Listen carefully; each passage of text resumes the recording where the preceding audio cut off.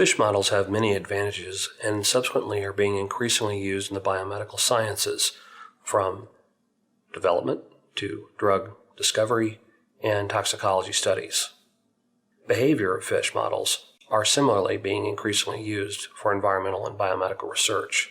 Here it is particularly important to leverage decades of research experience in aquatic toxicology and behavioral ecology to advance the environmental and biomedical sciences. Our method can be used to understand bioactivities of chemicals and the benefits and hazards they may present. The main advantage of this protocol is it provides a sensitive and rapid approach to understand diagnostically chemical activities of usefulness to the environmental and biomedical sciences. The implications of this technique are intended to support the diagnosis of commercial chemical bioactivities and behavioral effects. Most of these chemicals often lack important toxicity information. However, it can also be applied to understand the effects of other chemicals, such as pharmaceuticals and pesticides.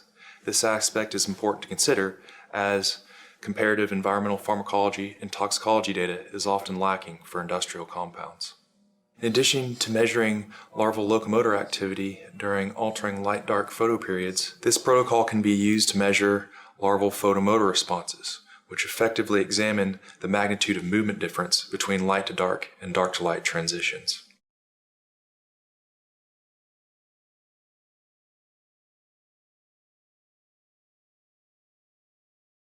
To begin, dissolve caffeine in reconstituted hard water. Then perform serial dilutions to produce lower caffeine treatment levels.